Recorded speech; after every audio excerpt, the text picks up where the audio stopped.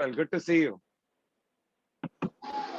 Yeah, the meeting is being recorded. Yeah, cool. We all good. Just waiting to start the This is a quite roundtable session today. So we already have one of the speakers, Saurajit, with us. very interesting subject. Saurajit, Mr. Jallan is an entrepreneur based in Chennai, and they are trying to bring in a green technology around rubber tires, and he and his son are working on that project. Good evening, sir. Yeah. Good evening. Good evening. Good Good to connect with you. Great.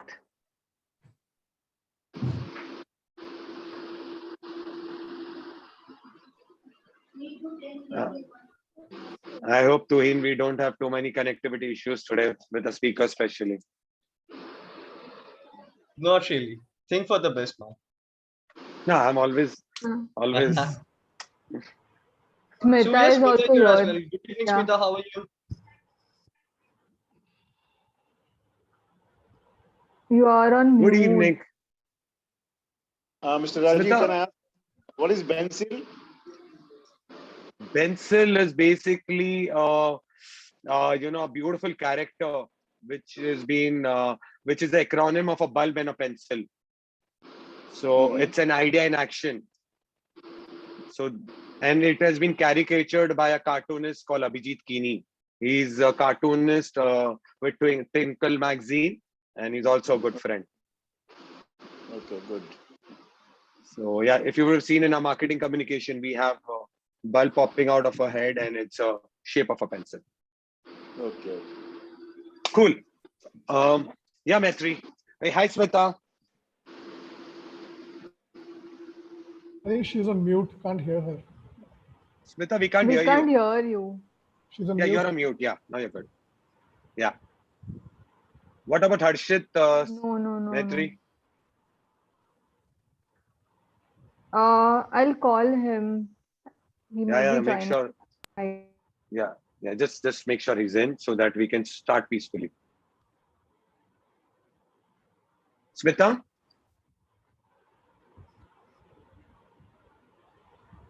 We're not able to hear you.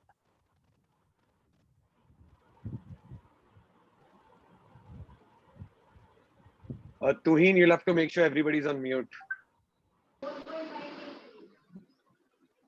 Yes, Rajiv. Absolutely.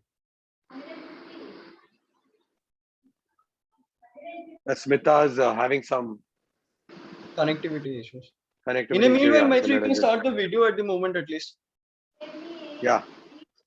We are 4:49 Yes, on the okay. clock, so we are just on time so that we start on time and we make sure we keep time. I think that's the crux.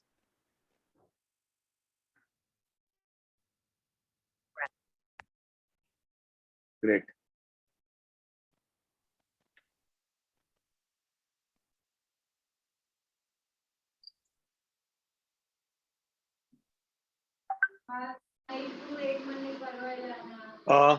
Tuhin and Maitri, please make sure now everybody's on mute. Yes. Yes, Rajiv. Working. Just do that, please. Don't want any disturbance now.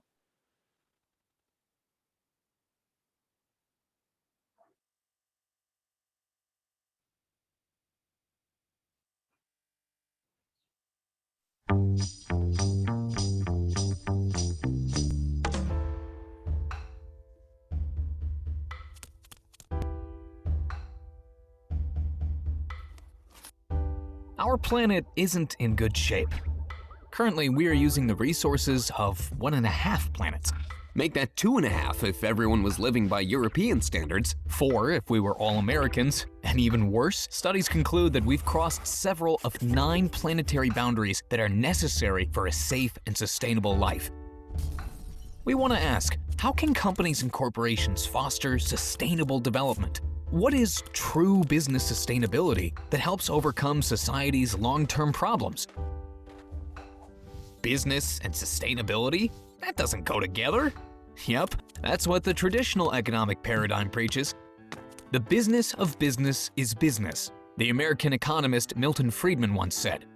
Only economic concerns like turnover, profit, market share, or shareholder value matter. Societal or ecological concerns mustn't distract private companies. That's what the government is for. We call this approach Business Sustainability 0.0. Jack Welch was a prominent advocate of this traditional model. As CEO of General Electric, he measured everything in terms of shareholder value. Neutron Jack laid off tens of thousands of employees and was widely admired and celebrated for his economic success. So how does sustainability enter the world of business? What role does it play there? In the first phase of business sustainability, companies react to social and ecological concerns. Economic objectives, however, remain the only priority. They just recognize that sustainability management may help them save costs. Reduce risks, improve their attractiveness as an employer, and differentiate themselves from their nasty competitors.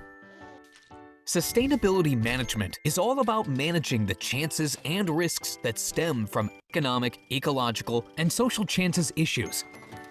And yes, that's where most companies are today. On the level of Business Sustainability 1.0, Also called a refined shareholder value management.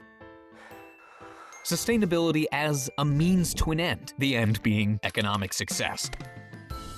A good example for this is Walmart, the world's largest retailer. Its sustainability strategy focuses on reducing things: energy, water, packaging materials, and transport routes, which fits perfectly well into Walmart's strategy. Everyday low prices. In the second phase of sustainability management, companies rethink their one-sided goal of profit maximization and pursue a triple bottom line approach. Value creation now goes beyond shareholders. Business is not only about economic, but also about environmental and social goals. In order to achieve these goals, organizations implement sustainability strategies and plans using sustainability management systems and proper reporting. this is Business Sustainability 2.0. The organization embeds the triple bottom line in its structure and defines and implements responsibilities and programs accordingly. For example, in 2010, Unilever, a fast-moving consumer goods giant, launched its Sustainable Living Plan. Its ambitious goals for 2020 include doubling of sales, while cutting its environmental footprint in half and improving living conditions of millions of people along its supply chains. Time for a quick recap. There are 3 levels of business sustainability. Traditional management does not include social and economic sustainability. It's all about the shareholders.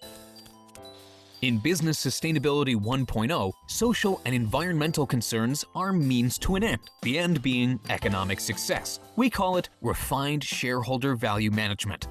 Business Sustainability 2.0 takes it up a notch by assuming a triple bottom line that includes not only economic, but also environmental and social goals. All 3 approaches share an inside-out view. How can companies avoid negative side effects? Of course, this is important, yet it doesn't go far enough. True Business Sustainability 3.0 Isn't about reducing negative effects, but about creating positive ones. It is about active contributions to the world's sustainability problems, which requires shifting from inside out to outside in thinking. First, look at the challenges out there, and then start addressing them using your own resources. Particularly startups and social businesses see these challenges as opportunities. They address societal and ecological issues without forgetting that at some point they have to become profitable and self-sufficient. Among the bigger and more established companies, only a few companies have renewed their business models by shifting from inside out to outside in thinking. One example is SV Group, a provider of catering services for companies in Switzerland.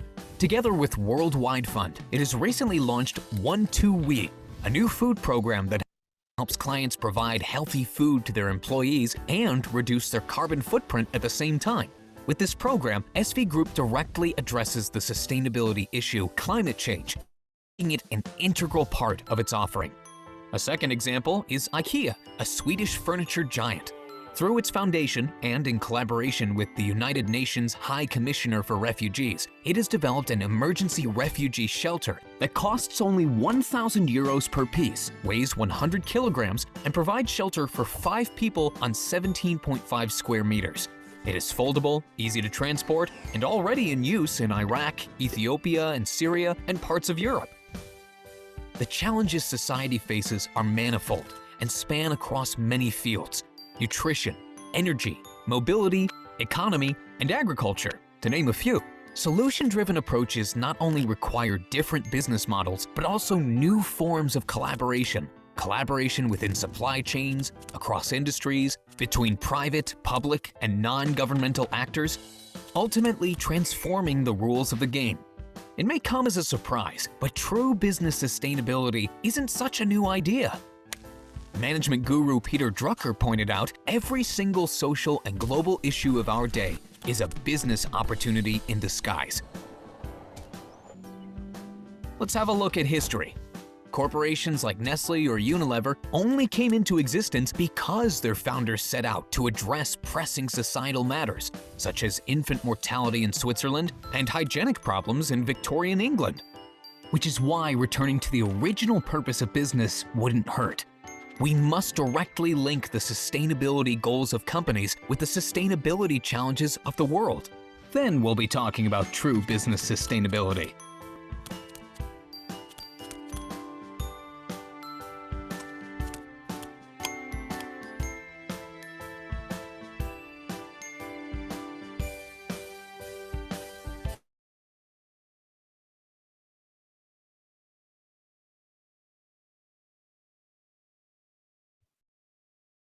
Okay. Thank you so much, Maitri, for helping us with the video. If we can start with the poll, I guess a lot of people will be joining right away now. So you can go ahead and share the poll now. So that after that, we can go ahead with introductions. You can keep it open till 5:05, huh, Maitri?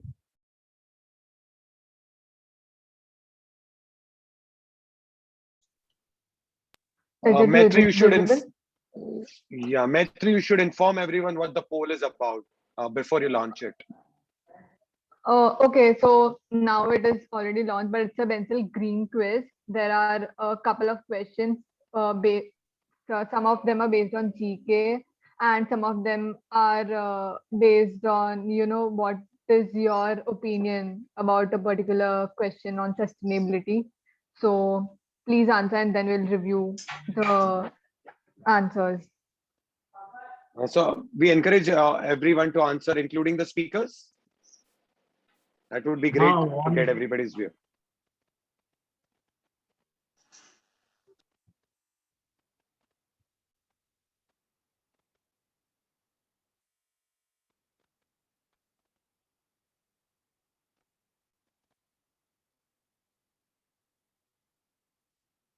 So yes, we request all the speakers to as well to share their viewpoints as well, so that and we'll also ask their view apart also on the questions as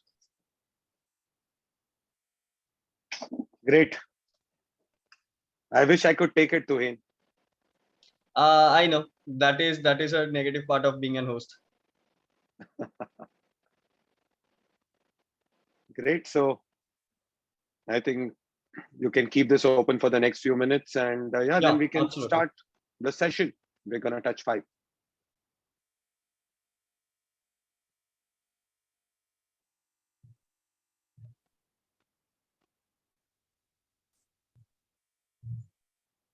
So Tuhin, what are the questions like? Being very honest with you, Rajiv, this is a lot of research that we did actually in regards to how to make it. I have seen a lot of companies who boast about going green, but being very honest, they don't actually. Just because they check it may be profitable for them, they go ahead with that, but not really. Also, I was today afternoon only, just in scenario, I saw Smita's video as well about Absolute Water in Eco India, which was actually very let's say inspirational for us as well to go green as well. So I thought this kind of videos actually works out.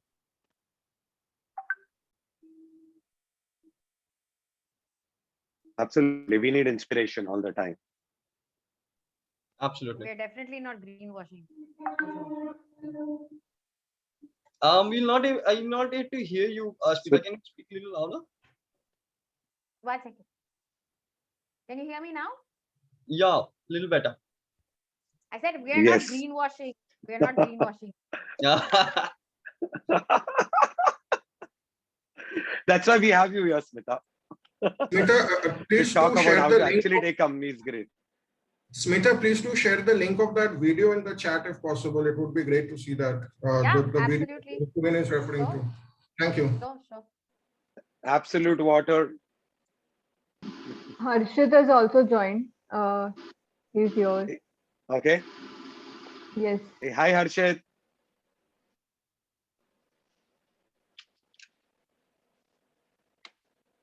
It was an interesting story I where think I he's met on Harshit mute. about 5 months back. Okay.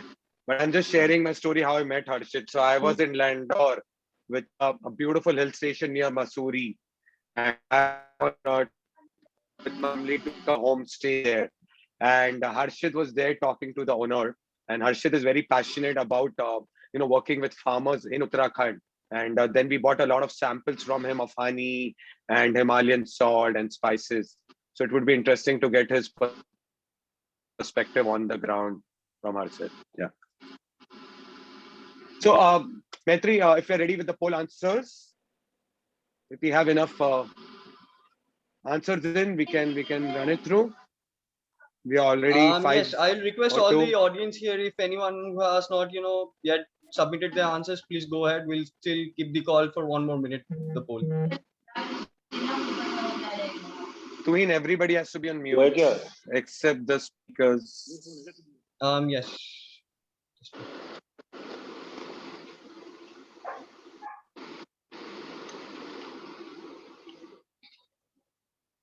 Make sure it's followed right through the event.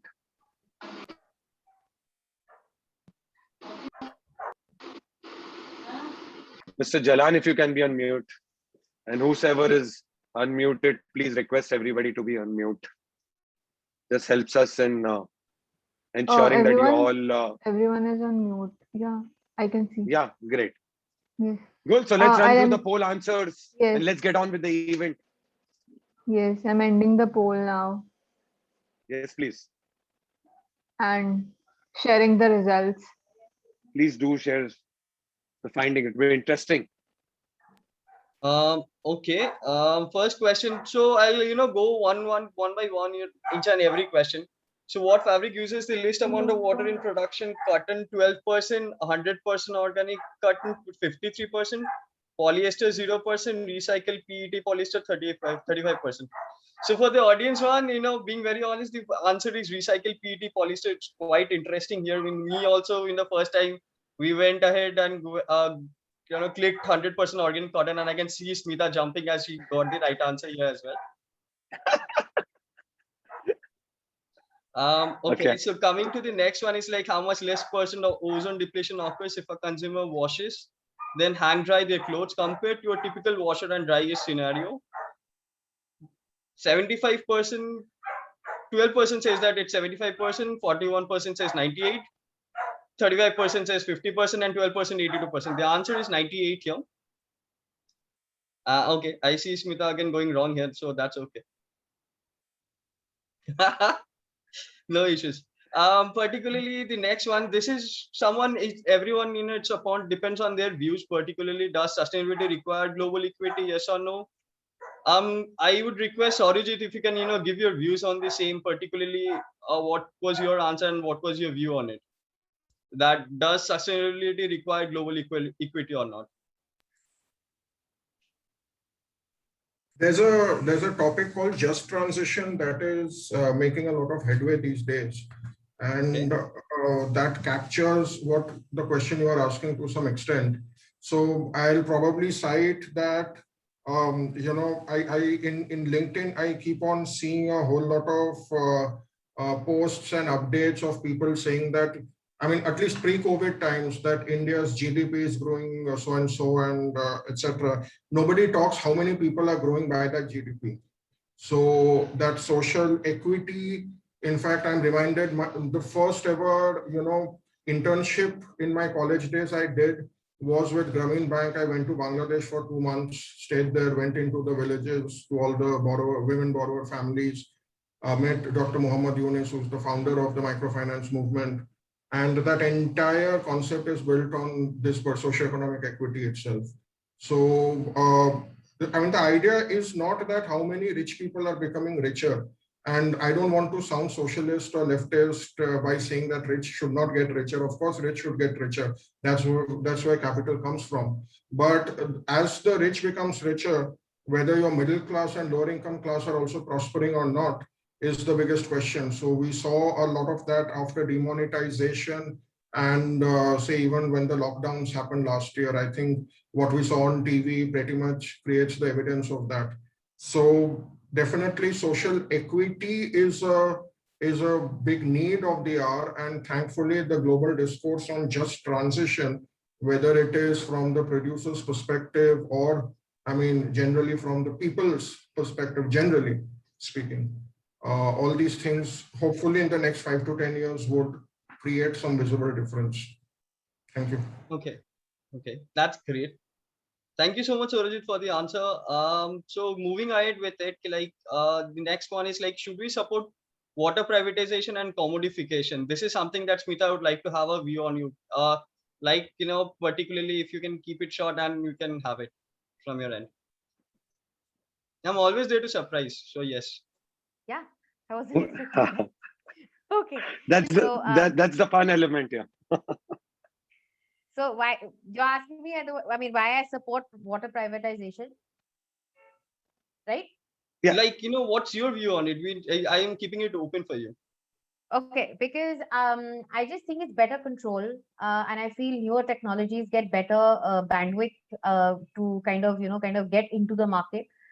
Because Okay. I have seen both sides of the coin. I have seen the government side. I have seen the private side. And I know where I've had the maximum amount of trouble just to get to be heard. Irrespective of whether I have a solution or I don't have a solution, it doesn't matter to them at the end of the day. And it's we're still, at least in this country, the government is still very into these, jo chal raha hai chalne do, is that kind of attitude. And because of which, I think water privatization will make it so much easier. That's exactly what happened with electricity as well. Earlier, it used to be with the government. Now it has come on to, Reliance has taken it over, BSES has taken it over, and we see the difference in the impact in every city. How that is. So I think that's a great example of how electricity privatization has helped the country rather than, for us dependent on Okay. the municipal supply. So similar thing. I just feel it's better control, better service. Better solutions will be out there, better technology will be introduced, and of course, it's going to impact everybody. So everybody wins. That's my understanding. Okay. Everyone's thoughts were there. And the last question here, which is for Harshit here, I would like to have his view on the same, was like, should he ditch free market globalization and GDP, yes or no?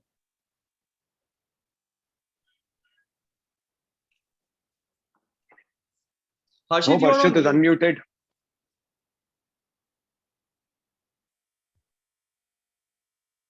Dean, if you can unmute him. Yeah. So the question is that whether we should ditch GDP, right? That's what the question is. Yeah, should we ditch free market globalization and GDP? Yes or no? No, And I would request you to, speak a little louder. Your voice is a little less here, son. So I'm saying that the answer is no. Am I audible right now? Better, Okay, Harshit, yeah. you could, if you could be slightly louder. Yeah. Okay, I'm speaking as loud as I can right now. Okay. I'll get my audio system fixed. Maybe I'll see to it. Yeah. Am I audible now? So the answer is no. I don't think we should ditch GDP altogether and market globalization.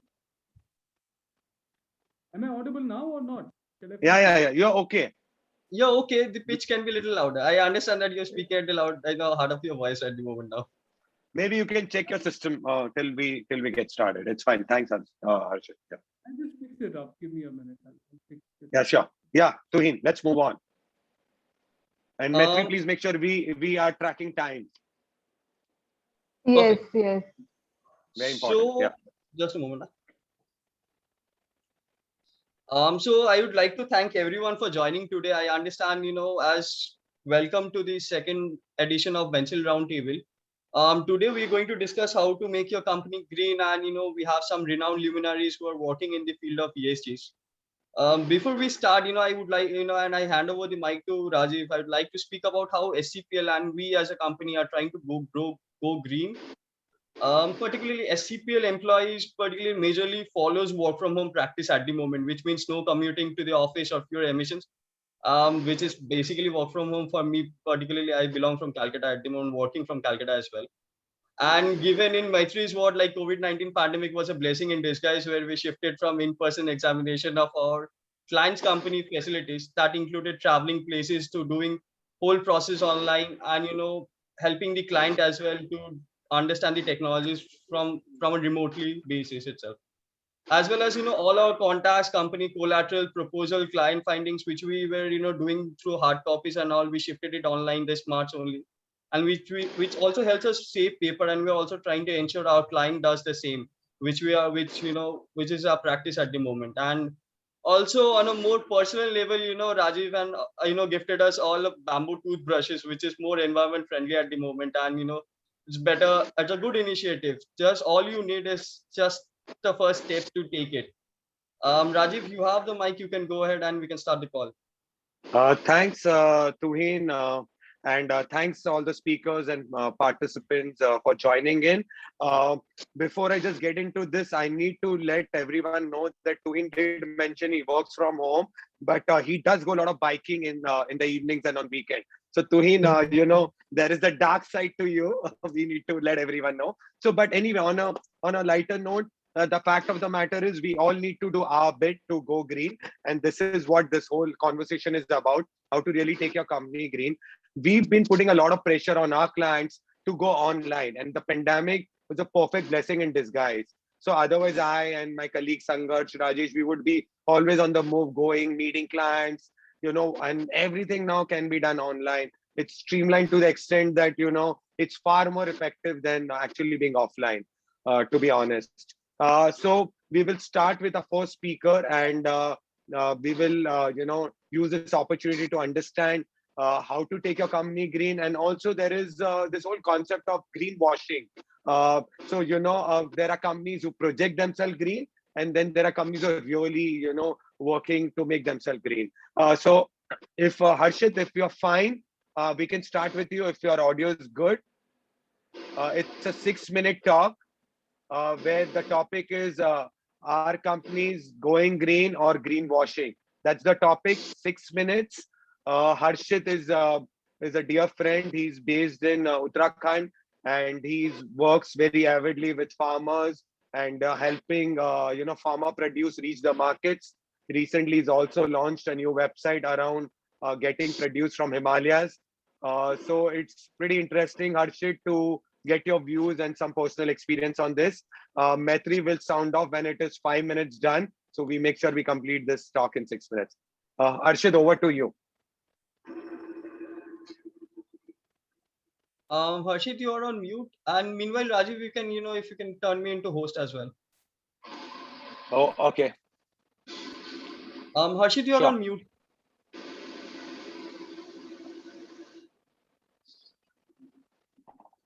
Yeah, Tuhin. Am I audible now? Yeah, thank you, Rajiv. Yeah, Harshit. Rajiv, can you just once again tell me the topic? So the topic, Harshit, is a 6-minute topic. Are companies going green or greenwashing, which is trying to project that they're green. And it would be great if you can take some examples. Sure. So I'll tell you about what's happening in the market right now is that there are companies, especially the startups, when we write something on our packaging that our packaging is biodegradable, that makes an impact. So a lot of people are these days searching for these solutions. And one more thing that I have noticed is that I don't know about the big companies, but definitely about the startups, I can say that there is some enthusiasm. I won't say that if you ask me if I am satisfied with the efforts that are being made to go green, I will say no. I mean, we really have a lot of ground to cover in this regard. However, yes, there is some kind of enthusiasm. Long time back, I saw this documentary, Inconvenient Truth, um, uh, long time back. Then that made some impact personally to me. And right now, when we talk about it, at that time, climate was changing. Uh, when we see the current scenario, we can say that the climate has been changed. No longer we can say that, climate will change. The climate has changed. It's not climate change. And a lot of people are becoming aware of it. But we need to cover a lot of ground when we see the current scenario in terms of recycling thing. There is a lot of scope in terms of wastewater management, especially with the big companies. As far as the startups are concerned, we keep on having discussion, with our amongst each other as well, that we need to have certain kind of solutions even in agriculture. So I have a my startup is agro based. um, so we also keep on having discussions among each other, that how do we make our company more sustainable. There are a lot of challenges also in the market. As a startup or as a company, we have to generate revenue, and when it comes to product packaging, a lot of plastic is being used. So there is a challenge in terms of uh, getting a good packaging material, recyclable plastic. Um, uh, there is a startup of a friend of mine. He's into hemp, and I asked him if he could provide me with hemp plastic. He said, in India, it's going to take time. Probably that's an area where I feel that we can do something about it. We can we can make these solutions more easily available to the companies. There is enthusiasm, definitely. Um, and yeah, that's it, Rajiv. That's all I'll say. I mean, it's a 5 to 6 minute talk. I'm sorry, I am not getting. If there are any other particular specific questions regarding this, I would love to answer. Am I audible? Rajiv, you're on mute.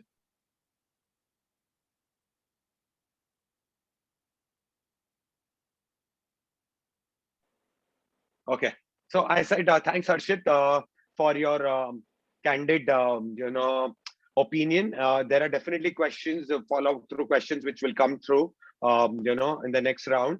But yes, just to summarize what you're saying, there is definitely a lot of enthusiasm, especially among startups who want to, work in the area of sustainability. But there are on the ground challenges, very rightly so, in terms of being able to source sustainable packaging, as you spoke about, making it cost effective. So unless there is a lot of effort towards each area, and unless the solution is economically feasible, none of us are going to change. That is a reality. If we have to pay a big premium, we will find ways of avoiding to do that.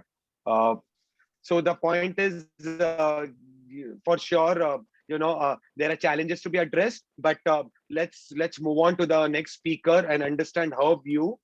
So we have Smita Singhal with us, who's the director and founder at Absolute Waters, and I had the privilege of interviewing her about 3 months back for Bencil Talks. She's extremely passionate about what she does, and she's in the area of wash, water sanitation, and hygiene, and has developed a very interesting technology, which is completely 100% natural for recycling wastewater, especially the one coming in from our toilets.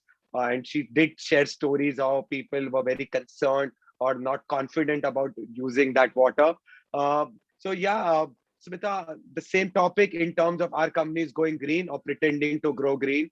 It would be great if you can, take examples and share experience. 6 minutes and over to you. Thank you. So I'll actually start with my own example. And I will, of course, I have many other opinions on many other things. But the thing is that when we were trying to innovate our product, so basically the product, our entire technology is natural from like the minute go. It is everything from, and it is not just sewage that we treat even certain strains of effluent which come from, say, food processing, from the tanneries, from Tuhin, textiles. Smita, audible Sorry. because her screen Oh, is can you not frozen. hear me? Yeah, we can hear you. Okay. Yes, yes, Okay. yes. All right. So basically, so the whole idea was how can we be different from already that's what from conventional systems more importantly, and we know that conventional systems do chemical dosing. They talk about treating water.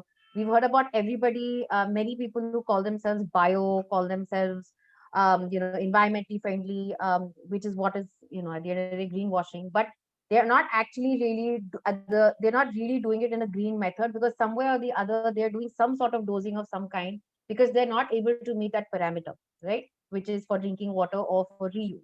So the thing is that that was extremely important for us to get our stuff together and get the whole technology together in such a way that it will be absolutely green and we maintain that standard, which is why this whole innovation was done and we're still maintaining it.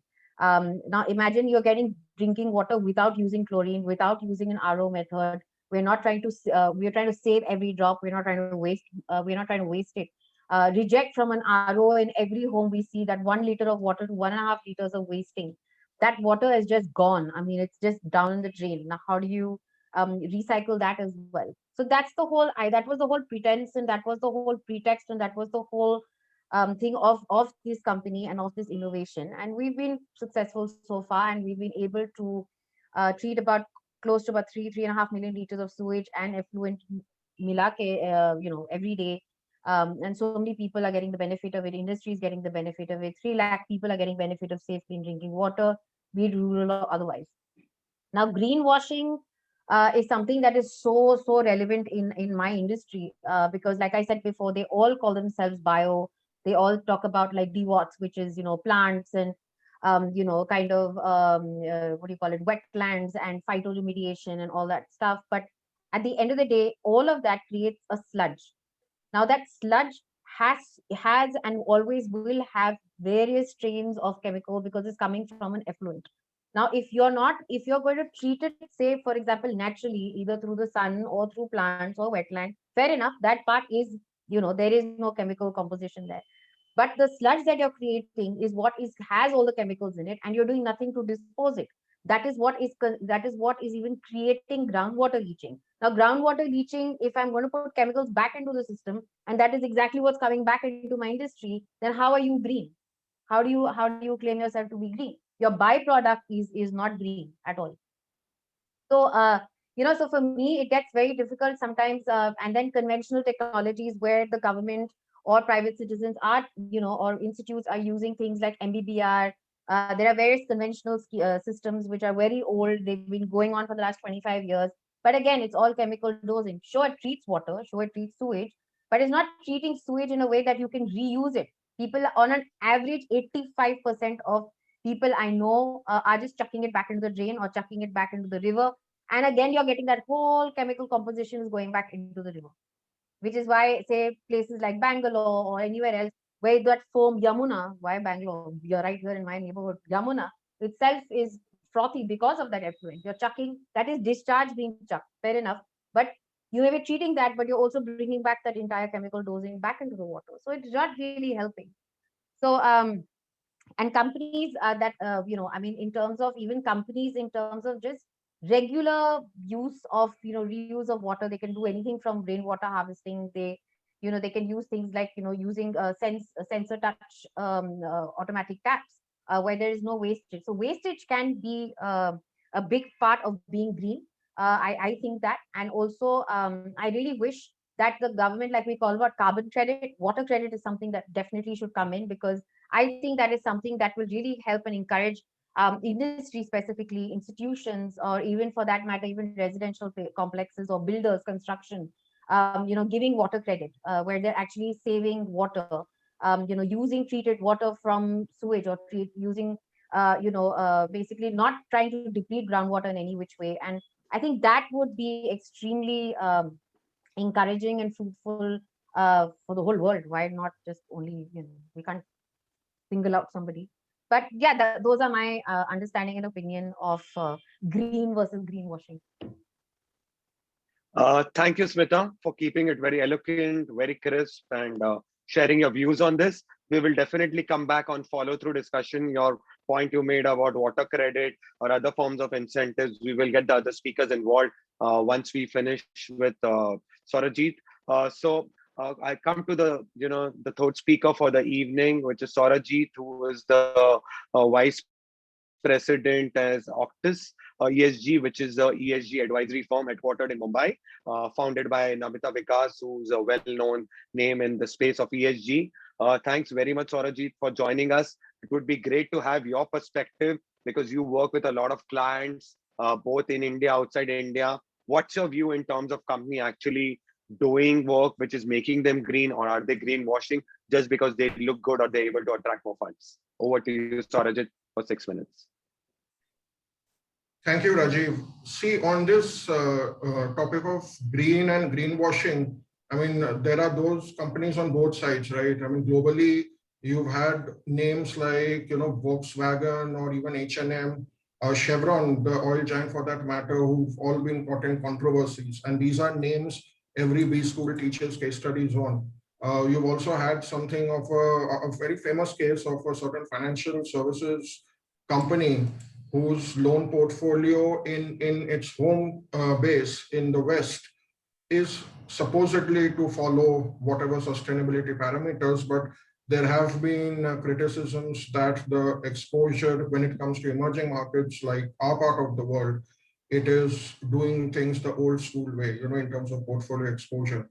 So there are these differences that are often seen between the comments made in fancy conferences and the actual groundwork. But at the same time, it's a question that, there's no clear answer, right? Because there are some companies who are really doing things in a very genuine manner. I mean, in India itself, you have, say, Tata Motors, Infosys. I mean, they've all done a lot of work on the energy side. Energy efficiency or clean energy side. They've joined the RE100 coalitions as well. You have Hyderabad Airport, which I'm told is entirely run on treated wastewater. You have a company called Biolutions, which has used agri-waste. Agri-waste, you will know that it is the prime reason for the entire smog problem that happens across North India in every November in between the two cropping cycles. So they've taken agri-waste to make packaging material, and plastic packaging itself is the biggest contributor of plastic waste, right? So they've tried to address two problems with the same thing, essentially creating what you would call a circular economy sort of a system. You have a major project by the Institute of Sustainable Communities. They partnered on energy efficiency to help small and medium enterprises in India go green with efficient motors. But, long story short, all these cases are still a minority when you look at the vast ocean. So, there's a whole lot of noise, and the actual action on ground is still, there's a lot of things amiss. So why is that? So probably, if I have to highlight 2 or 3 reasons in this context. So one would be that to what extent in terms of impact and really for what purpose are the companies really doing what they are doing. Now, when it comes to the extent part, see, in most countries, including in India, and for that matter, in some developed countries as well, this problem has crept up, where there is a general lack of adoption of third-party impact verification and monitoring. This is a very important function that has to be for you to substantially say that, yes, what I'm saying is green is indeed green. And so it's really tough to say to what extent any green strategies those businesses are doing is really effective or not. So, third-party impact monitoring verification is a very long universe. It's a very vast universe. It means how do you collect and use proper data for analytics? That data availability, it starts from there. It goes up till how you set up consistent standards across the market, across the board, to when it comes to reporting, when it comes to disclosure, when it comes to measuring, impact measuring and monitoring, IMM, what is it called? So that is what we need to drive to ensure the veracity of what we call green strategies. I personally saw this challenge when I'm in a sustainable agriculture project some time back. And coincidentally at Octus ESG itself, we recently had some conversation with the sustainable finance head of a certain UN agency, and they were saying that, they were stressing the same thing, that this is the problem when it comes to ESG, the way it is done in most parts of the world today, including in India. Now, on the purpose part, see the lack of this consistency in terms of standardization, etc. So that is why the entire, the discourse goes that companies are essentially doing it from a PR publicity or optics perspective. And that becomes the purpose of the company. They showcase that through very jazzy graphics, laden sustainability reports, presentations. A lot of sustainability report making consulting companies have cropped up in that context. But no company on earth will openly ever agree to this. So at the risk of sounding a bit controversial, probably, I'm making this statement. But that is, all of us do know that that is a fact of life. That is what is one of the essential problems that is happening in the sector, right? So the issue is that very few regulators are yet to mandate guidelines on this front.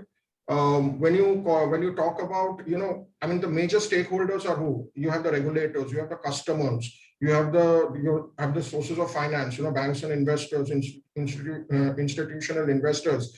So these are the guys who have to create that push. But the challenge is very few regulators are yet to mandate any guidelines. And I'm talking about mandatory guidelines, right? Not voluntary ones. Very few banks and investors still consider these sort of risks seriously in their portfolio. In Europe, you recently had some movement with adoption of TCFD disclosures or the SFDR reporting. Those can be game changers. But then again, the question to ask here is that does it, whether it will eventually percolate to all the geographies the European companies and funds invest in and do business with. And many of those geographies are in our part of the world where these sort of alignments are still missing, right? Another very important part, I think, when it comes to this entire discussion of green and greenwashing, not so much about the greenwashing part, but more on the green part, is that many companies in developed countries may be complying as per the ESG rules of their home countries, but it sources a lot of resources from across the world, from different suppliers who are based in places where regulations are missing. So, you have palm oil deforestation in Indonesia, you have sometimes problematic condition with government factories in Bangladesh, just to take a few examples, although there have been improvements in both cases in recent years. The other part of this is that many of these suppliers are SMEs and MSMEs who generally are still outside the entire sustainability discourse, because most of the sustainability conversation seems to be prevalent mostly on the large corporates as of now. But if I take India's case, SMEs contribute over a third of India's GDP, right? So there's the need to look across the value chain. It's not just what your company is doing, but your entire value chain. So some people call it extended carbon footprint. You can call it whatever you want, but that is really a test of how green you truly are. It doesn't matter whether I sweep the floor of my apartment and drop off all the dust in the lobby area and the lobby is dirty. No, it's the entire building, whether it's clean or not, is the test of how green I am. I'll also add one point that green is not just about the E of ESG, because that's a general assumption many people make. E, S, and G are interconnected, just like all the SDGs are interconnected. So how are they treating social stakeholders? And I want to highlight a point from our own company, Octus ESG. See, we are a small boutique advisory company in the sustainable finance, ESG, and climate space, right? Now, we are in a services sector, not in manufacturing, which means there's limited work we can do on the E side, the green of, the E side of green, right? But on the social side, just to give you some actual examples, we have hired research staffs like young mothers who want to make a return to the career, but who often face challenges from Indian companies due to that gap. Hiring people from rural, slightly underprivileged backgrounds who otherwise would face challenge to break into Indian companies, because Indian companies are often obsessed with the top B school placements. All of us see that, all the glossy magazines covering all that. Who looks at the other part? So most importantly, we took these decisions of these recruitments entirely on merit. no compromise on merit. The people who were good, we took them. So it proves that you can align business objectives along with social consciousness. Now, I'm calling it social consciousness, may not be the green in your definition, but based on this, my question to you would be, how many of you would call Optus ESG as a responsible or sustainable business, even though we have limited interaction on the E side of things because we are not a manufacturing concern? So basically, to conclude, I wanted to highlight some of these points, that these are some of the gaps in the system, in the way we do things, and we need to close these gaps. Who will close these gaps? I mean, whether from the regulator side, from the businesses side, from consultants like ourselves, or even for that matter, companies like yours. All the stakeholders have to solve this, have to close these gaps, right?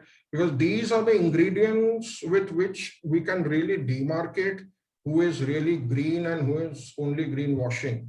So only once we reach that, can we, say for certain who is green and greenwashing. Just some thoughts I had. Thank you so much. Thanks a lot, Saurajit. I think very well, covered in terms of the global perspective and the gaps and the challenges, especially from a regulatory side, and how people are misusing it. And unless you have all the gaps covered, you have a very robust framework which everybody has to adhere to. We can keep, calling ourselves what we want to. I appreciate that. So moving on, there were very important points made by each of the speaker, and I would like each speaker to actually, help the other speaker in terms of their perspective on this. So, for example, if I can start with you, Smita, there was this suggestion which came in from Harshit in terms of, how do you move towards more local or sustainable packaging, for example. So you had a lot of experience innovating on the ground, and that, we know those are real challenges. So what would be a quick take or a perspective on this? So packaging in terms of like basically I honestly cannot really comment on the packaging bit, but I can definitely, when I was hearing him talk, when he was talking about how to be a fully sustainable manufacturing unit, is that of course it came to mind, like what is he doing about water? And I think his entire if I'm not wrong, I'm assuming his manufacturing unit is somewhere in Uttarakhand, where there is most of the water is natural and available, but it is definitely depleting. So what is he doing about that? I was wanting to know about that bit. But the point is that in terms of going on ground, there are smaller, what should I say, smaller companies or smaller units, or maybe like you said, vocal for local kind of thing. I mean, there are lots of little places which are either home businesses or whatever you want to call them, like smaller businesses where they actually do environmentally friendly packaging. And yeah, I mean, the point is that packaging, yes, I mean, in terms of a product which is a retail product, packaging makes a whole more, I mean, that is where I think half the commercialization lies in that, half the advertising lies in that, and the price points lie on that. I completely agree on that. But obviously now, because I think this generation is going towards sustainability, and they really appreciate when they actually do claim that they are sustainable, that they are green. I have seen a lot of cloth companies, a lot of stores, a lot of they've all gone into this form of packaging, and they have received a lot of accolades for that, and they've pat on the back. So I think, yeah, that probably we would one way of going about it, and trying to generate as much as labeling in terms of green credits in case of manufacturing, and how he deals with his employees, or what the manufacturing unit looks like, and what they're doing for that. All of that can be as long as he has the justification for it. I think it would be in terms of even for global reach, for that matter, for Him Shakti spices and salts would have a far better acceptance level, according to me, and from what we've seen, all around, especially for food Thanks, and retail. Yeah. Thanks, Smita, for your perspective. No, I think it's good perspective, talking from different aspects. So it's always welcome. If you're Harshit, if you can have the video on. If you have okay connectivity, Harshit. Yeah. So Yeah, you are. Smita raised an issue, Harshit, in terms of, how people pretend that they're not using chemicals, and then again they get all flushed in water and go back to the sea and the source and create issues. And they are using a very 100% natural process, and she can validate that. What would your suggestion be to her in terms of at a customer level when you're talking and engaging? Because you must be facing the same set of issues when people say, "Hey, are you organic? I'm also organic." And then we can keep debating unless somebody has certifications, and that is still, as we looked at, those standards are still not in place for all these things. So what would your suggestion to be here I on think this? I think she also asked me about the water management at manufacturing unit, that we are running, if I heard it right. So our suggestion when it comes to organic, nowadays a lot of things are being said about organic. So a lot of people, uh, especially from our state, there are these small farmers. They are using organic practices, but when it comes to getting a certificate, they don't have it. And in many cases, I have seen that people who have organic certificate, well, I feel that our food is rather than using this word organic, I would rather like to use something called natural, the way we used to eat earlier. I mean, this organic thing came up only after we started using too many pesticides, or other things in our food industry. So according to me, when it comes to the authenticity of the product, in our case, what happens is, suppose we are selling turmeric to the people. When person uses it, the texture, the feel good factor, various other things, the product itself talks about it. There is always a feel good factor associated with any product that comes to you in a natural way. I think that was the question, Rajiv. Hello? Yeah. Any suggestion for Smita in terms of when people say that, hey, I being also have an organic process or a natural process for treating water, and they use chemical? So just trying to understand if you have any view on that. Well, right now, when it comes to us, we are also taking mentorship from one organic company in Dehradun, in Uttarakhand. It's called Clover Organic. They help us out in terms of treatment of water and the processes and all. To say that we have got an expertise in it will be a wrong thing to say that. But yes, if there is a company that is sort of there are various companies, there are various industries that are even in the mountains today. They claim that they are organic, but we have seen a lot of wastages coming from them. uh, I have what can I say? I can't say anything about their process. I can say just Okay. about how we are treating. Fair enough. Appreciate it. I think appreciate. Coming to you, Sarajit, Smita made a very important point about we should have more incentives, like we had carbon credits and something we can measure, something an average customer can understand. And then if you give incentives and people work towards becoming more efficient and reducing waste, what are your thoughts? What is likely to emerge over the next few years around this, on the lines of carbon credit, water credit, and what else? Perspective would be helpful. See, I mean, there's a thing of do you just talk the talk or do you walk the walk? So I Yes. think continuing from the previous question that you also raised, is that it's one thing to, I mean, that's why I deliberately quoted some example from my own company as well here. I mean, when I was giving that, the previous thing. See, ultimately, whether it comes to any incentives or any of those sort, it boils down to what is the first point that I made: verifiable data, monitored data. You will be very surprised, and I'm not just talking about development projects led by NGOs, but there are a lot of projects that might have some association with more official type of parties, where M&E data are still really a bit amiss. It is there, but it is not really there, if you understand what I mean. That means that the data is not being collected across the entire universe of that project site, the data is probably not always being collected in a very periodic manner, and that data is not being reported in a very consistent manner across each and every time period. So one of the, I mean, in my early career in the finance sector, one of the functions I used to handle was investor relations, where one of the jobs was to make the annual report.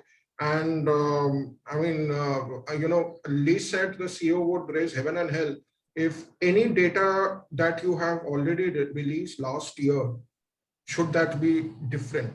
Because that means that there is absolutely no credibility in the market as far as the data you are releasing is concerned. That problem happens a lot in the sustainable development side. Why I'm raising that point is that in the finance sector, sustainability linked finance, in terms of sustainability linked bonds, sustainability linked loans, where essentially your cost of finance is linked as an incentive to what you achieve. I mean, there was an outcome-based social impact bond project I was involved in previously. So this, you call it result-based finance, sustainability-linked finance, outcome-based finance, whatever. Finance is increasingly getting linked to these things. And that is the incentive per se would also now be linked, because the incentive, financial incentive, say if Smita were to raise a water bond tomorrow and say that the financier is going to say that, okay, we will give you this rate of, whatever the cost of capital, basis your achievement of so-and-so outcomes. And that outcomes for her to achieve is, that better rate is basically her incentive. But that comes at a price of ensuring that the data, the monitored data, the verified data is there. It is being reported consistently. It is not being, dressed upon. And if that is in place, then the sky is the limit for projects to raise funding. But like I said in the beginning, there are often very, very big parties who are leading projects, but there is this data issue when it comes to measurement and monitoring. And that creates a fundamental challenge in the system when it comes to using and such like. Thank you.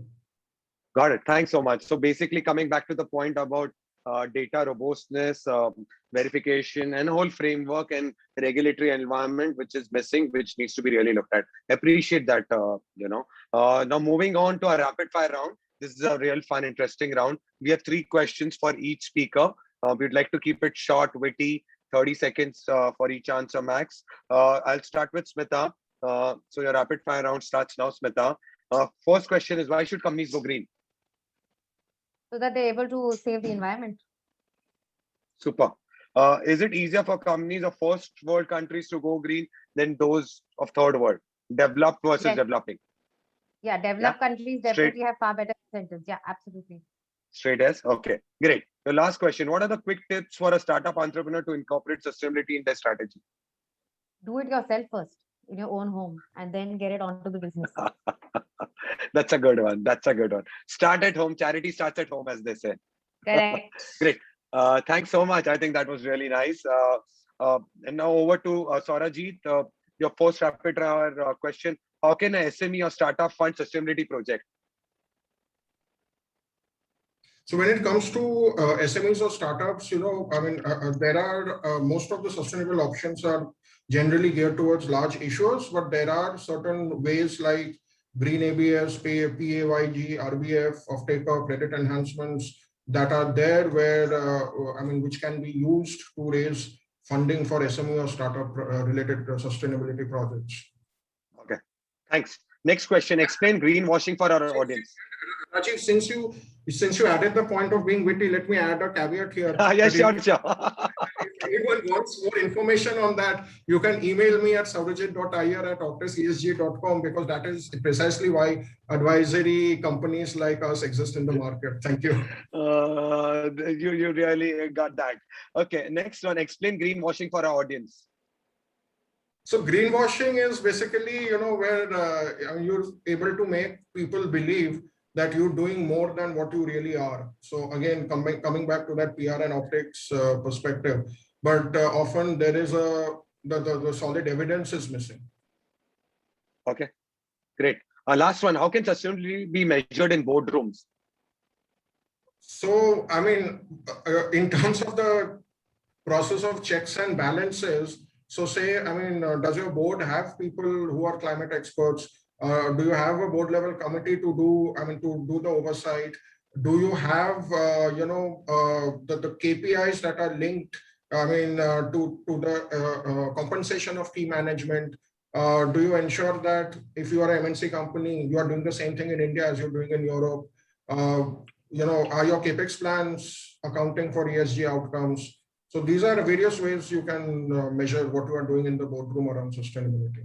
Fantastic. Great perspective. You always like to give a holistic view. Great. Moving on to Harshit. Your time starts now. First question. What is the easiest way to go green? Short, witty, quick. Start at home. Charity starts at home. Hey, that is a borrowed answer. We don't accept plagiarism here. Sorry. So, Be original. I mean, what is around us influences us constantly. That's what I believe in. And green is really good for us, for the eyes, the best color. Okay. And you are blessed to be in the green part of the country, in the hills. I am. I envy you. Next one. Do you think the guidelines should be industry specific or uniform for companies who are going green? Should it be different for a transport company vis-a-vis a software company, for example? Quick answer. There should be something uniform and something for everyone. Because So you're saying part of it uniform, part of it industry specific. Whatever can be uniform should be good, because everything. Okay, great. Okay, thanks. Last one. Do you think work from home is sustainable? A lot of my colleagues just want to work from home. They don't want to come to office. I hope you have a no for answer. Well, I mean, I have a mixed answer. There are homes where the environment is not very healthy. For those people, it's becoming difficult. But for most, I think they are enjoying it. And for us, as long as the work is getting done, doesn't matter where it is getting done from. Tween is beaming because he's got a 3-storied house, and in Bombay we stay in like few hundred square feet house. So anyway, just a quick perspective from our. Yeah, Archit, you wanted to close that so that we can then move on. I guess Sarojit has something to say here. Yeah, Sarojit and Smita, we want to hear their perspective also, and then we'll open for audience questions, guys, before we close the event. We are pretty much on time. I'll wait till Harshit finishes his point. Sorry, let's wait till Harshit finishes his point. Thank you. Yes. Over back to you, Harshit. For many people, my only concern is that for many people who are working from home, the environment at home is not very congenial. For them it's really challenging. That's the only. Otherwise, it's very fun. Thanks, Harshit. Only you've been a bit soft, so it's slightly difficult for me to catch up when you've completed or not. So, anyways, thanks for that, all right. Sarojit, and then Smita, your quick take on WFH, and then we open for audience question. Before WFH, I wanted to add a quick point on a question you asked to Smita about why should companies go green, and I'll just talk on that, highlight that point about the S of ESG, about social inequity that Tween was asking. And I'm reminded of an example that everyone on LinkedIn shares India's richest men, and does that. And my question is, even if we are talking about the richest people, why are we not talking about the richest women? I'd like to see a post about India's richest women if it has to be that. Nobody talks about women, it's just richest men. I have no answer to that. Any suggestions from you would be interesting. No, so I think that's very valid. We'll let Sweta finish, and I also have a perspective on that. Yeah. Well, two things I'm going to answer both the gentlemen here is one, that work from home, by the way, at least in my case, has failed miserably. And only because, it is like when you're and this is, I'm dead sure practical across the board for any woman, mostly is like, you'll have your children coming in and you'll have दीदी आज क्या बनाना है और ये problem हो गया वो problem हो गया suddenly they have full access to you. They think that they can just bang onto everything, and then dude, like seriously, 4 o'clock is the only time I get to talk to my team, and but a lot of our work is site related, so we cannot work from home from any angle. We tried really hard, but they were all dying to come back to work, which was a huge boon. And the whole team was like, "Ma'am, hum kab aa rahe hain? We fed up with the house." I'm like, okay. So that's one part. And As far as richest women are concerned, sorry, seriously, I totally agree on this. I mean, I don't know. The only person whose face comes everywhere is Kiran Mazumdar Shaw of Biocon. That she's the only person who's always, shown and asked and invited, and but she's not the only person who started a business and started something innovative. There are tons of people. I don't know when I'll fall in that list, but who knows? But the point is that I totally agree. It's not just the richest women, but richest women and what they've done, even an experience, I think is phenomenal. If that could be ever shown, is yeah. So those are the two things. Work from I home, mean, not in my case. let me just, let me add one more point here. Maybe apart from world richest men or women, it should be the world's most impactful people. Just a couple of days ago, a colleague of mine and I were looking at the website of this organization called Seva Bank. We needed it for one of our projects. Seva Bank is Ahmedabad based. And we were so, it reminded me of my initial work I did with Grameen Bank in Bangladesh. And I was so impressed by what those women were doing. For me, that is a bigger thing to celebrate rather than just how many crores you make every year, because that's talking about impact. On work from home, just one small point, Rajiv, before we go to you, is that it really probably depends on how much homogeneous skills and experience you require for your work and you have in your team. Because the moment you have a lot of heterogeneity involved, it becomes very difficult to decentralize and delegate. So you need to have some control mechanism then and that is probably why jobs that are more process driven, where there is a bit of certainty in how you approach it, the skills of experience of the people is largely at the same level, then it makes sense. If you have, and most Indian owned companies do not fall in that category. MNCs fall in that category, IT sector fall in that category, but those are minority, right? The glassy buildings of Bangalore, Hyderabad and Pune are the minority. The large majority is where most of us are working in. So there it's a bit difficult to do that because of that heterogeneity and experience. Thank you. No, fair enough. I think very, very interesting perspective all of us have about work from home. In fact, I was speaking to some gentleman abroad last year when I was doing my book, and he said, both the practical issue when husband and wife both are working and you don't have any help and you have kids. So one of them starts as early as like 5 a.m. in the morning, so that they can finish their shift by, let's say, 11, 12, and then the other person starts, and that's how they were managing.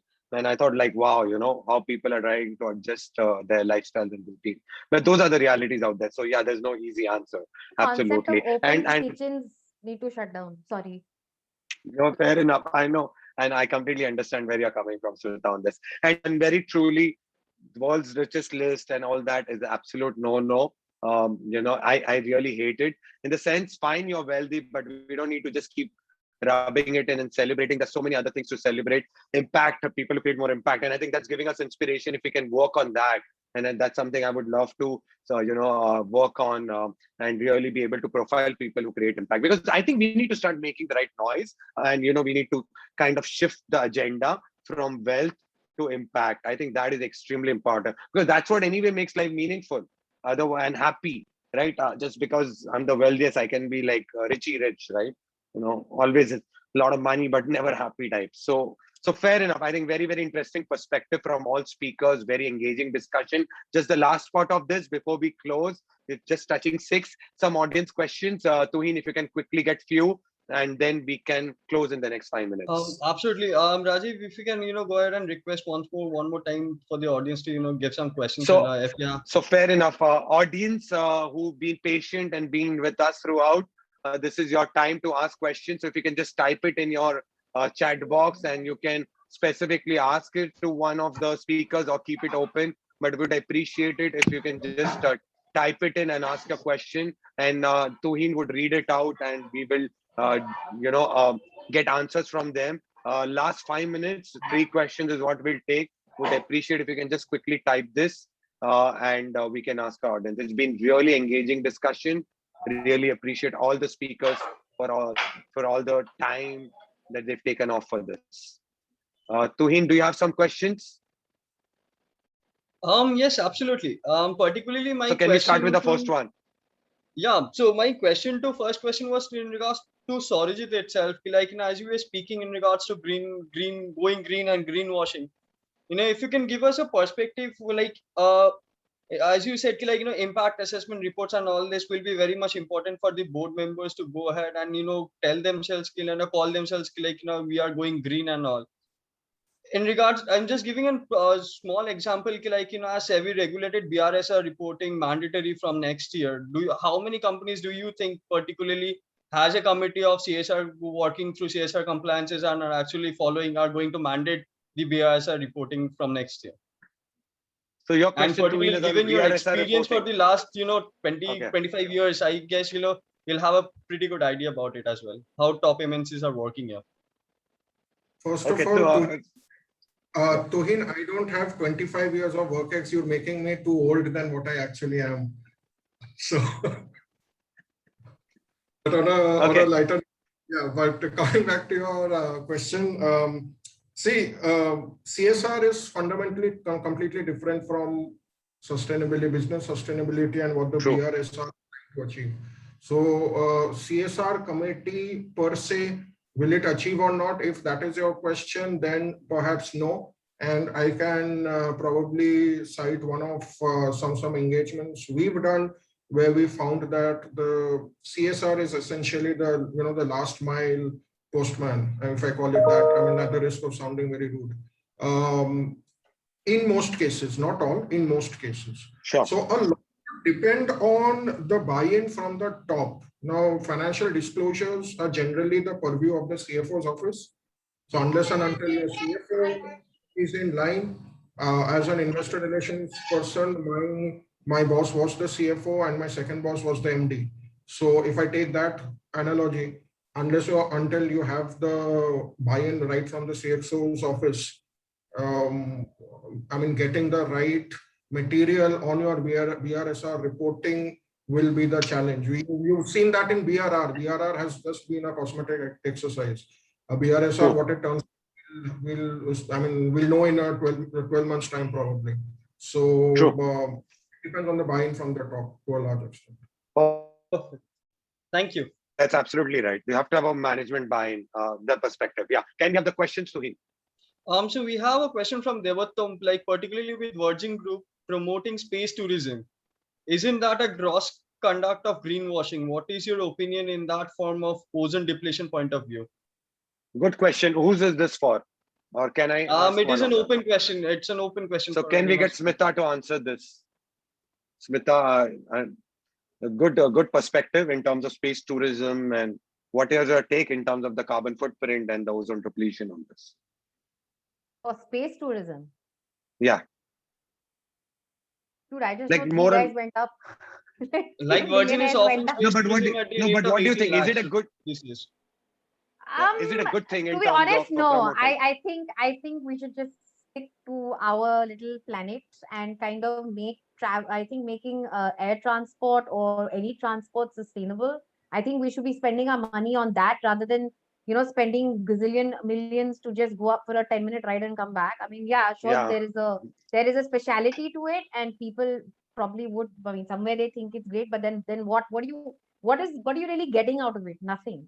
You and I don't even know. I honestly don't even know how these rocket ships or these forms of transport, what kind of fuel they're using, and what kind of emissions must be coming out, and the kind of number of people and resources they must be using. Use all that for making our own travel here system, like just only get electrical train engines, get all airplanes that are just only running on biofuel, make it so efficient, things like that. Basically, make travel and tourism environmental friendly. Use your money there. That's what I feel. Perfect. This seems to be more like a rich man's club, space tourism. Completely. Like, as I said, for a joyride. Three bad boys using their money for nothing else. Yeah. Great. Thanks. Tuhin, next question. Can I add a point here? I wanted, yes, Air has come out with some strategy where they are talking about sustainable air fuel. To what extent they'll succeed or not is the science has to answer that, but at least that's a step in the right direction. I will not say that space tourism is a bad thing or it's a bad boys club, because you need the bad boys money. That's where sales and excise taxes, corporate taxes, income taxes come from. That's how the tax money eventually reaches development projects as subsidies or as grants. So if the flow of money has to be kept, you need the bad boys money. Let's not build that capitalist angle that every we business. need the bad boys money. You're absolutely right, but it should be put into sustainable rather than making a rocket ship to go up. That's all I'm saying. Yes, so see, bad boys or big boys, let's call it big boys. Big boys, we need big boys to spend, because the moment they spend, that is how the entire flow, virtuous flow of finance happens. And that is how all activities, whether economic development, whatever, all activities get funding, right?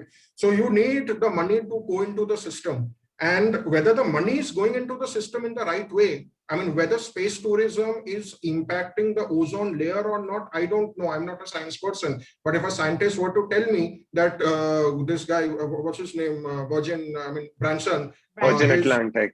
Yeah, did not damage, scientifically proven that it does not damage the ozone layer, that they, I mean, let's assume they are not using a sustainable fuel, obviously, right now, but tomorrow, if they were to use a sustainable fuel, just like Air France is doing, in essence, the ecosystem damage is not happening, but the mobilization of money through that, and that money can be, you can use some of that, channelize that earning to fund other. I mean, you talk about, say, Salman Khan's Big Human. He's making T-shirts in order to raise the money to fund the NGO's work, right? So many times funding has to be raised by creating an intervention that has no absolute connection whatsoever, but that mobilization creates that funding channel for the actual project. So I would rather say, let's look at it that way. I am not saying the current Virgin, whatever they did, I have not followed it, frankly, whether it may not be meeting any sustainability criteria, probably zero on that. But tomorrow, if it were to, tomorrow, if there was a e-space tourism happening, and it creates a funding source for many other economic activities in the system, then I will definitely say big boys money is a good one. But that is a big if. That's a big if in the future, not for the present. Thank you. Thanks. Last question, Tuhin, if we can quickly have it. We are totally out of time. We overshot it. Tuhin or There are Maitri? two questions. Maitri, Yeah, if you can so just ask, one, if you can direct it to this thing. The question, please. okay. So Harshit, please. yes, so Vipul has a question. What is your perspective on sustainable business of water businesses claiming to provide natural water? Is the extraction done without damaging the extraction point of water? Is the question. Okay, we can put this to Smita. The next question. Yes. Actually, the bottom has a follow-up question that if the space, companies, they use bio-friendly fuel in spite of causing a dent in the economy, still your opinion remains the same, as in what are the speakers' thoughts on it? Maitri, we'll have to take that offline. We'll get all the speakers to put in the mail IDs, and the audiences can happily interact with them. We will have to bypass it for paucity of time. So Appreciate there it. was One second, just Tuhin, if I can. Yeah, okay, sorry. Yeah, so if you can just get Smita to answer that question in terms of bottle company extracting water from ground, which has become a big trend, and bottled water becoming what it is. How does it overall play out? So in terms of the environment. Right. So extraction of what they call spring water, which is basically from the actual source, which is coming from the mountains. They go, they talk about going to Gomukh and going to Gangotri and getting all the water from there, or from the Swiss Alps or whatever.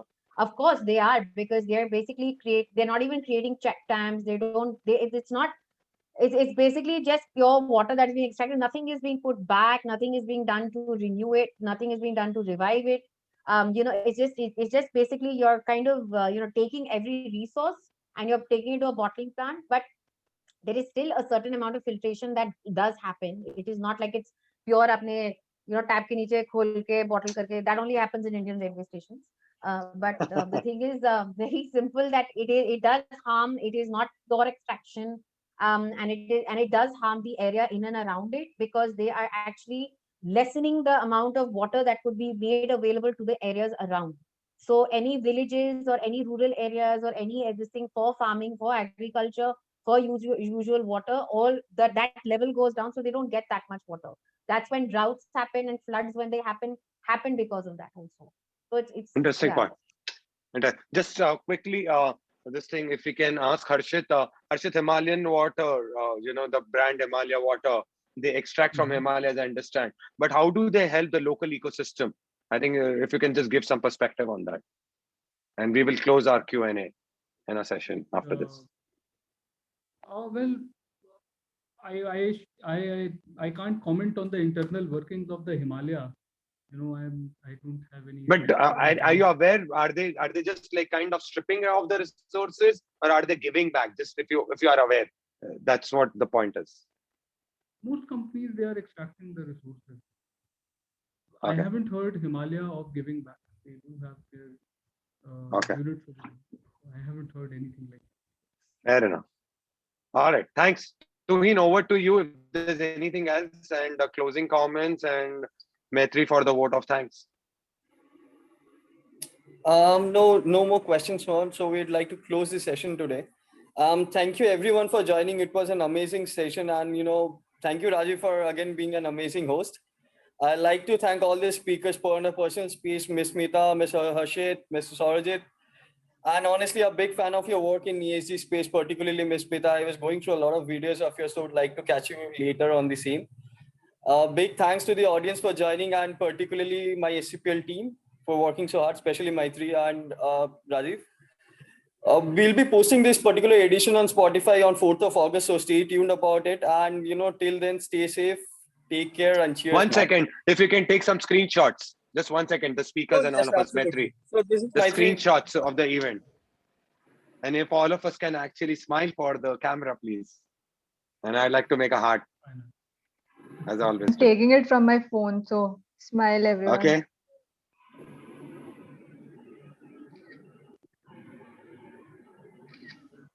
Yes. Great. Done. Smita is Thank you holding so a much. bottle of water. Yes. Absolute water throughout. We're going to see that. All right. Thank you so much, all of you. It's been a pleasure having all of you, the hosts, the speakers, especially the audience. It's been really wonderful. Let's make the world a better place. Let's create more impact.